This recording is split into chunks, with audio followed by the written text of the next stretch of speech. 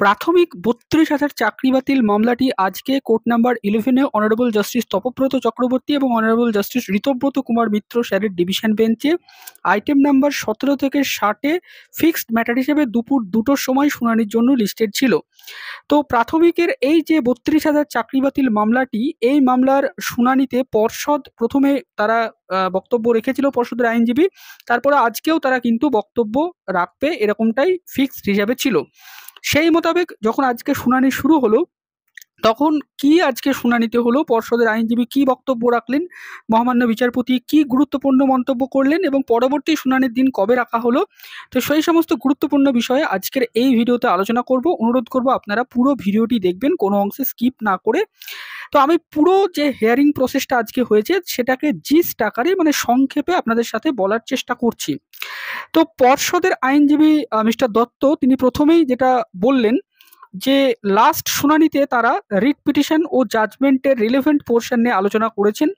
এখন তাদের যে পয়েন্টটা তারা তুলতে চাইছেন যে এই যে ব্যাকড্রপ, যেখানে কোনো প্লিডিংই করা হয়নি প্যানেল বাতিলের, তো সেই ব্যাকড্রপের উপর ভিত্তি করে এই যে জাজমেন্ট দেওয়া হয়েছে সেটা যুক্তিসঙ্গত কিনা।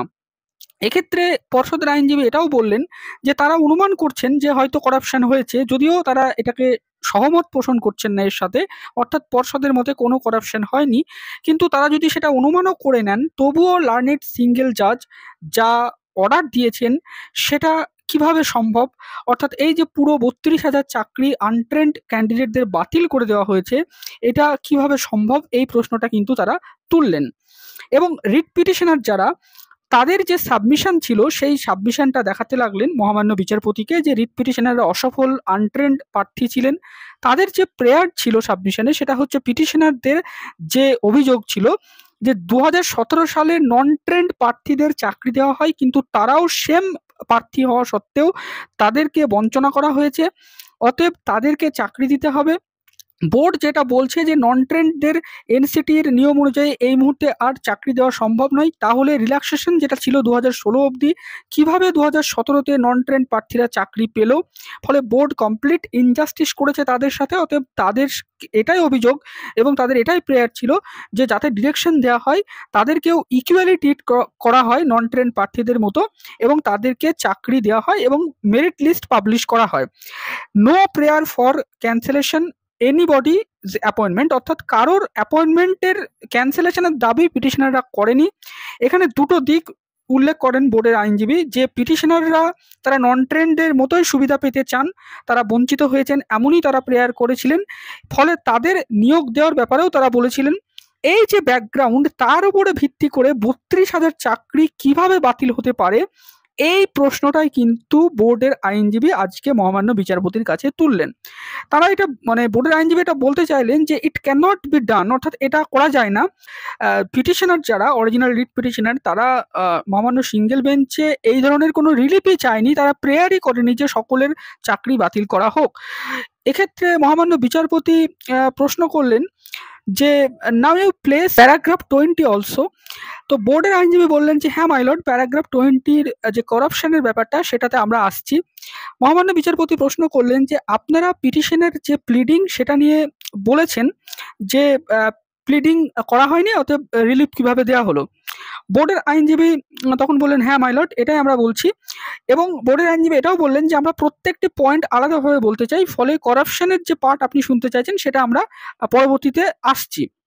এক্ষেত্রে মহামান্য বিচারপতি প্রশ্ন করলেন যে তাহলে আপনারা বলছেন যে এই প্লিডিং এর ভিত্তিতে এই জাজমেন্ট যেটা দেওয়া হয়েছে সেটা সঠিক নয়। তখন বোর্ডের আইনজীবী বললেন যে হ্যাঁ মাই লর্ড, এটাই আমাদের প্রথম পয়েন্ট।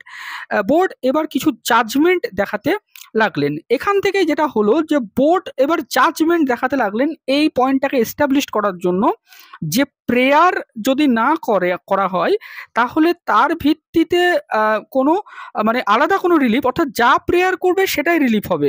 অর্থাৎ পিটিশনাররা যে প্রেয়ারটা করেছিলেন সিঙ্গেল বেঞ্চে যে তাদেরকে চাকরি দিতে হবে, প্যানেল পাবলিশ করতে হবে, তারা কখনোই এই প্রেয়ারটা করেননি যে পুরো প্যানেলটা বাতিল করতে হবে। অতএব পুরো প্যানেলটা যে বাতিল করা হয়েছে এটা সঠিক হয়নি, তার জন্য তারা নানান জাজমেন্ট দেখাতে লাগলেন। যেমন ২০১০ সালে সুপ্রিম কোর্টের একটি জাজমেন্ট, সেখানে যেটা বলা হয়েছে যে প্রেয়ার না করলে রিলিফ দেওয়া যাবে না। তারপরে 2024 সালের একটি জাজমেন্ট, তারপরে 2010 সালের একটি জাজমেন্ট, যেখানে বলা হয়েছে এইটাই যে রিলিফটা দিতে গেলে প্রেয়ার করতে হবে, অর্থাৎ পিটিশনারদেরকে প্রেয়ার করতে হবে। তারপরে কলকাতা হাইকোর্টের একটা ওল্ড জাজমেন্ট 1961 সালের, সেখানেও প্রেয়ার এবং রিলিফ সংক্রান্ত বিষয়ে পিটিশনারদের যে বিষয়টা সেটাকে বোঝাতে চাইলেন। পিটিশনাররা যা প্রেয়ার করবে তাই রিলিফ তারা পাবে।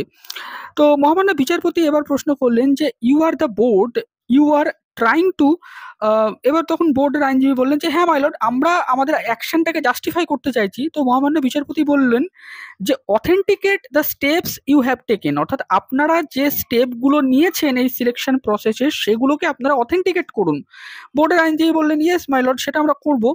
মহামান্য বিচারপতি বললেন যে in your limited domain what will be the thrust of your arguments, আপনাদের যে সিলেকশন আপনারা করেছেন সেটাকে নিয়ে এক প্রশ্ন তোলা হয়েছে, অতএব যারা চাকরি হারিয়েছে তারা প্রশ্ন তুলবেন যে প্রেয়ার যা হয়নি তার বাইরে রিলিফ দেওয়া হয়েছে, কিন্তু আপনারা আপনাদের সিলেকশনটা নিয়ে বলুন। অর্থাৎ বিচারপতি পরিষ্কার বোর্ডের আইনজীবীকে একটি বিষয় বোঝাতে চাইলেন যে সিলেকশন যে প্রসেসটা আপনারা করেছেন সেই প্রসেসটা নিয়ে যে প্রশ্নটা তোলা হয়েছে যে সেই প্রসেসটা ঠিক ছিল না, আপনারা সেটা নিয়েই ফোকাস করুন। তো বোর্ডের আইনজীবী বললেন যে মাইলর্ড, আমরা নিয়োগ করেছি। বিচারপতি বললেন আপনারা এটা দেখান যে নিয়োগ করেছেন সেটা আইনত বৈধভাবে নিয়ম মেনে করেছেন আপনারা। বোর্ডের আইনজীবী বললেন এটার আগে আমরা কিছু জাজমেন্ট দেখাতে চাই, যেখানে স্কোপ অফ জুডিশিয়াল রিভিউ নিয়ে আমরা বলতে চাই, যেখানে হাজার হাজার মানুষকে চাকরির বিষয়টি মানে জড়িত রয়েছে, সেখানে স্কোপ অফ জুডিশিয়াল রিভিউ বিষয়টাও আমরা বলতে চাই। অর্থাৎ 1,20,000 প্রার্থী এই নিয়োগ প্রক্রিয়ায় অংশগ্রহণ করেছিল, ভ্যাকান্সি ছিল 42,700 বা তার একটু বেশি। এইরকম একটি নিয়োগে রিট কোর্ট কতটা ইন্টারফেয়ার করতে পারে সেই বিষয়ে আমরা বলতে চাই বলে তিনি কিছু জাজমেন্ট দেখাতে লাগলেন বোর্ডের আইনজীবী। আজকে যেটা হলো, বোর্ডের আইনজীবী শুধু জাজমেন্টই দেখাচ্ছিলেন। তো সদানন্দ হ্যালো একটি জাজমেন্ট দেখালেন। এছাড়াও সিভিক ভলেন্টিয়ারের কেসে এই জাজমেন্টটিকে ব্যবহার করা হয়েছিল, আমাদের কলকাতা হাইকোর্টে যে সিভিক ভলেন্টিয়ার কেসে জাজমেন্ট দেওয়া হয়েছিল সেটাও বললেন বোর্ডের আইনজীবী। এবং সেখানে যেটা বললেন যে এই যে বলা হচ্ছে বারবার অ্যাপটিটিউড টেস্ট নেওয়া হয়নি আমাদের বিরুদ্ধে, আমরা অ্যাপটিটিউড টেস্ট নিয়েছি।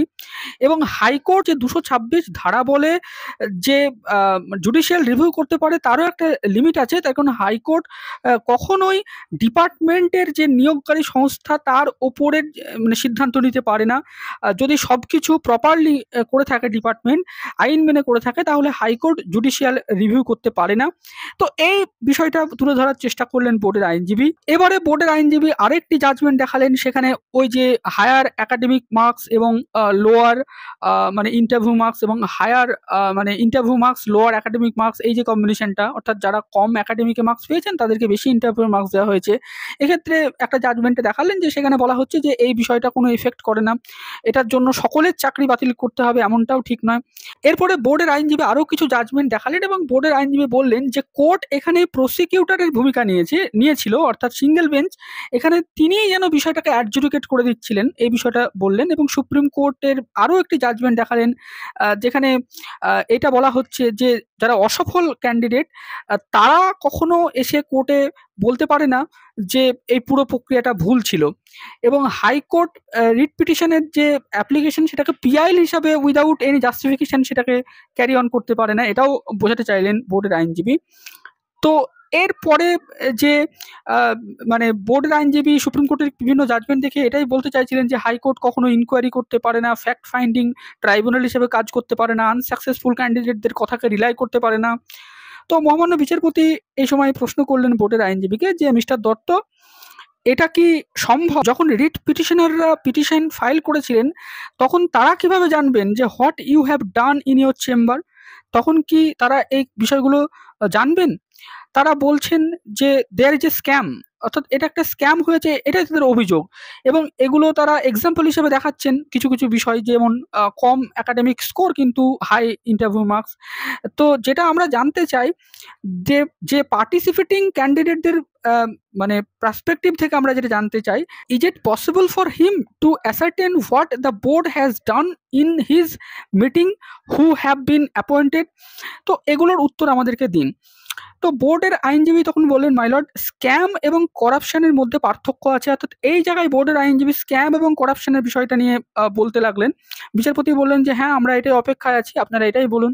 তখন বোর্ডের আইনজীবী বললেন যে স্ক্যাম বিষয়টা নিয়ে তিনি বলতে লাগলেন যে স্ক্যাম বিষয়টা নিয়ে দুটো জাজমেন্ট রয়েছে এবং সেই জাজমেন্টগুলো তিনি বলতে লাগলেন যে কোন বিষয়টাকে স্ক্যাম বলা যাবে, কোন বিষয়টাকে করাপশন বলা যাবে। তো সেক্ষেত্রে বিচারপতিকে বোর্ডের আইনজীবী বললেন যে একদিকে আমি বলছি যে প্রসেসে ভুল, আবার বলছি যে আমাদের চাকরি দাও, এটা একসাথে হতে পারে না। অর্থাৎ যারা কেস করেছেন কোর্টে পিটিশনার, তারা বলছেন যে তাদের প্রেয়ারে বলছেন তাদেরকে চাকরি দিতে হবে, আবার তারা বলছেন সেই প্রসেসটাই ভুল।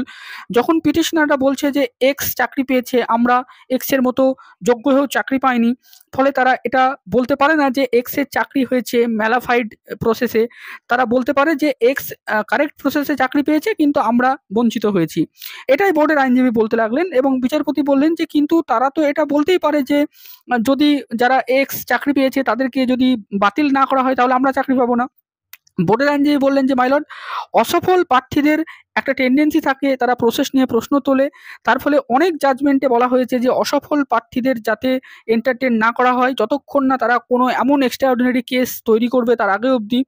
এবং ইউনিয়ন অফ ইন্ডিয়া ভার্সেস একটা কেসকে দেখালেন, জাজমেন্ট দেখালেন যে যারা অ্যালিগেশন আনবে সেটা তাদের প্রমাণ করতে হবে। কোর্ট এক্ষেত্রে তদন্ত করে প্রমাণ করতে পারে না। তারা যে অভিযোগ আনবে সেই অভিযোগকে পিটিশনারদেরকেই প্রমাণ করতে হবে। এবং এক্ষেত্রেও কিছু ম্যানারিজম যে সুপ্রিম কোর্টের জাজমেন্টে রয়েছে, যেমন একটা অ্যাডভার্টাইজমেন্ট দিতে হবে প্রপারভাবে, রিজনেবল প্রসিডিওর থাকতে হবে, গাইডলাইন ডিফাইন থাকতে হবে এবং গাইডলাইন মেনে ইন্টারভিউ নিতে হবে। তো সেক্ষেত্রে বোর্ডের আইনজীবী বললেন যে আমরা এই সবগুলো করেছি, আমরা অ্যাডভার্টাইজমেন্ট দিয়েছি, আমাদের 2016 রুলস ছিল সেটা মেনে আমরা ইন্টারভিউ নিয়েছি। এক্ষেত্রে সিঙ্গেল বেঞ্চ তারা বলেছে অ্যাপটিটিউড টেস্ট হয়নি, এটা তারা ডাউটের ভিত্তিতে বলেছে। এভাবে একটা পুরো প্রসেসকে ইললিগাল বলে বাতিল করা যায় না যে অ্যাপটিটিউড টেস্ট হয়নি বলে। সুপ্রিম কোর্ট বলেছে যেখানে লার্জ নাম্বার অফ ক্যান্ডিডেট রয়েছে সেখানে এক্সেপশন কিছু বিষয়কে ভিত্তি করে পুরো প্রসেসটাকে বাতিল করা যায় না। তো এই বিষয়গুলো বোর্ডের আইনজীবী বলতে চাইলেন এবং 2017 যে সিভিক ভলেন্টিয়ার কেস রয়েছে তার যে জাজমেন্ট ছিল সেটাকে দেখালেন। কলকাতা হাইকোর্টের যে লার্জ নাম্বার অফ ক্যান্ডিডেট যেখানে রয়েছে সেখানে কিছু কেসের ভিত্তিতে পুরো প্যানেলটাকে বাতিল করা যায় না এই বিষয়টায়। তাছাড়া 2023 সালে সুপ্রিম কোর্টে জাজমেন্ট দেখালেন যেখানে জুডিশিয়াল রিভিউ সংক্রান্ত বলা রয়েছে যে কোর্ট কোন কোন বিষয়ে জুডিশিয়াল রিভিউ করতে পারে। অর্থাৎ কোর্ট একটা পাবলিক যে এমপ্লয়মেন্ট তার বিষয়ে খুব সহজেই যে জুডিশিয়াল রিভিউ করতে পারে না, সহজেই সেই বিষয়ে ইন্টারফেয়ার করতে পারে না, সেটাও বোর্ডের আইনজীবী তুলে ধরলেন। তারপরে বোর্ডের আইনজীবী এবার করাপশন নিয়ে যেটা বললেন যে যে প্রার্থীরা করাপশন নিয়ে যে বিষয়গুলো তুলেছেন, তারা যে প্রিডিংটা করেছেন সেখানে তারা বলেছেন টেট 2014-তে স্ক্যাম হয়েছে এবং তারা 2016-র রিক্রুটমেন্টের চেয়েও 2014-র স্ক্যাম নিয়ে বেশি তারা বলেছেন যে 2011 থেকে যা নিয়োগ হয়েছে সেখানে করাপশন হয়েছে, এটাও তাদের বক্তব্য ছিল। তো সেটা তারা অনুমান করে বলেছেন। সরকারি চাকরি দেওয়ার জন্য ঘুষ নেওয়া হয়েছে এমনটাও তারা বলেছেন, সেটা সেই তথ্য নাকি তারা নিউজ পেপার থেকে জেনেছেন। টেট 2014 বিগেস্ট স্ক্যাম, 14-20 লাখ টাকা নেওয়া হয়েছে এমনটাও বলেছেন। তো এই বিষয়গুলো বোর্ডের আইনজীবী বললেন যে এগুলো সবই হচ্ছে টেট 2014 কেন্দ্রিক। 2016 রিক্রুটমেন্ট নিয়ে কিন্তু তাদের বিষয়টা খুব কম। যেমন টেট 2014 ফেল প্রার্থীরাও চাকরি পেয়েছে, হ্যাঁ, টেট 2014 পাস না করেও চাকরি পেয়েছে। তো এই বিষয়গুলো মূলত টেট 2014 কেন্দ্রিক, এটাই বোঝাতে চাইলেন, 2016 রিক্রুটমেন্ট কেন্দ্রিক নয়। বিচারপতি বললেন যে আপনাদের যে প্রসেসটা নিয়েছেন সেটা সঠিক হয়েছে কিনা সেটা দেখান। বোর্ড বললেন যে on corruption what is the finding of the court. এই বিষয়ে কোর্টের যে ফাইন্ডিং ছিল যে ইন্টারভিউ মার্কস হাইকোর্ট বলেছে যে হাই দেওয়া হয়েছে যাদের লো একাডেমিক স্কোর তাদেরকে, এবং অ্যাপটিটিউড টেস্ট নেওয়া হয়নি। এই দুটো বিষয়কে কোর্ট দেখিয়েছিল যে করাপশন হয়েছে। কিন্তু যেটা দেখা যাচ্ছে যে অনেক ক্যান্ডিডেট এমনও আছে যাদের একাডেমিক স্কোর হাই আছে কিন্তু তারা ইন্টারভিউ লো মার্কস পেয়েছে। অতএব তাদেরকেও দেখা হয়নি, তাদের চাকরিটাও কেন বাতিল হলো, এটাও বোর্ড কিন্তু তুলে ধরার চেষ্টা করলেন। বোর্ডের আইনজীবী এটাও বললেন যে প্রিডিংয়ে যা বলা হয়েছে করাপশন নিয়ে সেটা বলা হয়েছে, তা টেট 2014 নিয়ে 2016 নিয়ে কিছুই বলা হয়নি। এবং এই যে জব বিক্রি করা হয়েছিল, যারা করেছে তারা জেলে গেছে, সিবিআই ইডি তদন্ত হচ্ছে, এই যে এই বিষয়গুলো জাজমেন্টে বলা হয়েছে, সিবিআই ইডি তদন্ত, এই সব এর ডকুমেন্ট কিন্তু এই প্রসিডিংয়ে নেই। অতএব এইটা কি করে বিচারপতি বলেছেন, তো সেটাও নিয়ে প্রশ্ন তুললেন বোর্ডের আইনজীবী। মহামান্য বিচারপতি প্রশ্ন করলেন যে যখন অ্যাপিল কোর্টে মামলা যায় তখন কি আপনারা এই বিষয়টা নিয়ে অ্যাপিল প্রশ্ন তুলেছিলেন? তো বোর্ডের আইনজীবী এটা বলতে পারলেন না। তখন বিচারপতি বললেন তাহলে আপনারা এই বিষয়টা নিয়ে আর্গুমেন্ট করেননি।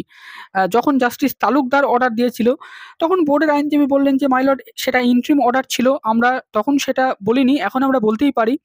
এরপরে বোর্ডের আইনজীবী আবার কিছু জাজমেন্ট পড়তে লাগলেন, যে বোর্ডের যে জাজমেন্টগুলো বোর্ডের আইনজীবী দেখালেন সিঙ্গেল বেঞ্চে যখন দেখিয়েছিলেন সেগুলো নোট করা হয়নি, এমনটাও বললেন। তারপরে বোর্ডের আইনজীবী করাপশন নিয়ে বললেন যে এই যে জাজমেন্ট, সেই জাজমেন্টে বলা হচ্ছে যে করাপশন ইজ ইনফ্র্যাকশন অফ রুল, কিন্তু এইটা হতে পারে না। ইনফ্র্যাকশন অফ রুল কখনো করাপশন হতে পারে না। যেটা হতে পারে সেটা হচ্ছে ইররেগুলারিটি হতে পারে, তারপরে ল্যাপস হতে পারে, বাট করাপশন হতে পারে না। করাপশন কি সেই নিয়ে এবার প্রচুর জাজমেন্ট দেখাতে লাগলেন এবং করাপশন কাকে বলে এই বিষয়টা বলতে লাগলেন। এবং বোর্ডের আইনজীবী বললেন যে করাপশন বললেই করাপশন এস্টাবলিশড হয় না, করাপশনকে এস্টাবলিশ করতে হয়। এবং করাপশনের কিছু ডেফিনেশন পড়তে লাগলেন, যে করাপশন মানে ডিপ্রাইভিটি, টেন্টেড, ঘুষ নেওয়া, ইমপিউরিটি, এই বিষয়গুলোকে বলতে লাগলেন। এবং এখানে বোর্ডের আইনজীবী বললেন যে আমরা কোনো সরকারি কর্মীকে পাইনি যে সঠিকভাবে যে কাজ করেনি বা অন্যকে সুবিধা পাইয়ে দেওয়ার জন্য ঘুষ নিয়েছিল, এমন কোনো কিছু প্রুফড কিন্তু এই প্রাইমারি নিয়োগে এখনো অবধি হয়নি। এটাই বোর্ডের আইনজীবী বোঝাতে চাইলেন। সুপ্রিম কোর্টের প্রচুর জাজমেন্ট দেখালেন এবং সেখানে বললেন যে করাপশন হতে গেলে an public official has to B identified এবং এস্টাবলিশড হতে হবে যে সে ঘুষ নিয়ে কাজ করেছে, কোনো অন্যায়, এই বিষয়টিও এবং জাজমেন্ট দেখালেন এই সংক্রান্ত। তো বিচারপতি এই যে বোর্ডের আইনজীবী প্রচুর জাজমেন্ট দেখাচ্ছিলেন, তখন বললেন যে আর কত এরকম জাজমেন্ট আপনারা মানে দেখাবেন, এটাও বললেন। তো বোর্ডের আইনজীবী তখন বললেন যে মাই লর্ড, আরও কিছু জাজমেন্ট দেখাতে লাগলেন যে স্পেসিফিকভাবে করাপশন হতে গেলে ইনস্ট্যান্সকে প্রুফ হতে হবে এবং সেই সংক্রান্ত কিছু জাজমেন্ট দেখালেন। এবং মানে ফাউন্ডেশন ফ্যাক্টকে প্রুফ হতে হবে এবং just pointing finger, just assumption, এর দ্বারাই কিন্তু করাপশন প্রুভ হয়ে গেল, সেটা কিন্তু হয় না। এরপরে বোর্ডের আইনজীবী একটা গুরুত্বপূর্ণ প্রশ্ন তুললেন যে মাই লর্ড, যদিও ধরা হয় যে আইন মানা হয়নি, যদিও বোর্ড মনে করছে যে আইন মেনেই তারা নিয়োগ করেছেন, তাহলেও অ্যালিগেশনের প্রুফ কোথায়? অর্থাৎ যে টাকা নিয়ে চাকরি দেওয়া হয়েছে বা ঘুষ নেওয়া হয়েছে, সেগুলোর প্রুফ কোথায়? বোর্ডের আইনজীবী এটাও বললেন যে ডিপার্চার অফ রিক্রুটমেন্ট রুল মানেই যে করাপশন তা নয়। অর্থাৎ কোনো রিক্রুটমেন্ট রুলকে যে মানা হয়নি মানেই যে করাপশন হয়েছে সেটাও কিন্তু বলা যাবে না। তো এই সংক্রান্ত আবারও কিছু জাজমেন্ট বোর্ডের আইনজীবী দেখাতে লাগলেন। এই সময় শেষ হয়ে এলো এবং বোর্ডের আইনজীবী বিচারপতিকে বললেন যে মাই লর্ড, এই মামলাটিকে আফটার ভ্যাকেশন রাখা হোক, ভ্যাকেশনের আগে তাদের আর সময় নেই। তো মহামান্য বিচারপতি জিজ্ঞাসা করলেন যে আপনারা কত সময় লাগবে? বোর্ডের আইনজীবী বললেন এখনো 2 হাফ তার লাগবে। তখন বিচারপতি বললেন যে না 2 হাফ নিলে হবে না, আপনি তো আগেই বলেছিলেন যে 1 হাফ নিলেই হবে। তো বোর্ডের আইনজীবী বললেন মাই লর্ড, এই মামলায় অনেক অ্যাসপেক্ট রয়েছে, তার অনেক কিছু বলতে হবে। বিচারপতি বললেন যে আপনাকে আমরা 1টা দিন আর সময় দিতে পারি, আপনি কাইন্ডলি সেই দিনই কিন্তু আপনার বক্তব্যটা শেষ করবেন, নইলে আমি আর কাউকে শুনতে পারবো না। তো এরপরে অ্যাডেড পার্টিদের পক্ষ থেকে, রেসপন্ডেন্টদের পক্ষ থেকে ক্যান টুয়ে পিটিশনারদের মতোই আর কি মিস্টার ফিরদৌস শামীম আইনজীবী তিনি উপস্থিত ছিলেন। তিনি বললেন যে তিনি অ্যাডেড পার্টিদের হয়ে বক্তব্য রাখবেন, তাদের পক্ষ থেকে বক্তব্য রাখা হবে। তো চাকরিহারাদের আইনজীবীরা অবশ্যই এই বিষয়ে আপত্তি জানাচ্ছিলেন, কিন্তু ফিরদৌস শামীম বললেন যে তাদের ক্যানকে অ্যালাউ করা হয়েছে অ্যাডেড রেসপন্ডেন্ট হিসাবে, বিচারপতিকে তারা এটা বললেন। তারপরে বিচারপতির কাছে আরও কিছু আইনজীবী প্রশ্ন তুলছিলেন যে তারা বলবেন। তো সেক্ষেত্রে বিচারপতি পিটিশনারদেরকে খোঁজ করছিলেন যে পিটিশনারদের হয়ে কে বলবেন। তো সব শেষে সবার বক্তব্য শুনে বিচারপতি বললেন যে ঠিক আছে, 12ই জুন ফিক্সড ম্যাটার হিসেবে দুপুর 2টোর সময় মামলাটিকে পরবর্তী শুনানির জন্য রাখা হবে। সেদিনকে বোর্ড বলবে, বোর্ডের বক্তব্য সেদিনই শেষ করতে হবে। এরপরে 13ই জুন মামলাটিকে রাখা হবে, সেদিনকে সম্ভবত যারা পিটিশনার রয়েছেন তারা বলবেন। তারপরে মামলাটিকে 16ই জুন রাখা হবে। তো 16ই জুন মোটামুটি বলতে দেবেন বিচারপতি। তারপরে বিচারপতি চাইছেন যে 3 দিনের মধ্যেই মামলাটা যাতে শুনানি সম্পন্ন হয়ে যায়, যদি এর পরবর্তীতে আরও সময় লাগে তবুও দেওয়ার পক্ষপাতী বিচারপতি, কিন্তু মামলাটিকে শুনানি করার জন্য 12ই জুন রাখা হলো। তো আজকের মূলত যে শুনানির জিস্ট সেটা এটাই যে বোর্ড মূলত প্রচুর জাজমেন্ট দেখিয়ে এটাই এস্টাবলিশ করতে চাইছিলেন যে সিঙ্গেল বেঞ্চের যে জাজমেন্ট দেওয়া হয়েছে সেই জাজমেন্টটা সঠিকভাবে দেওয়া হয়নি। তো আজকের ভিডিওটি এই পর্যন্ত। ভিডিওটি শেষ অবধি দেখার জন্য আপনাদের সকলকে জানাই অসংখ্য ধন্যবাদ।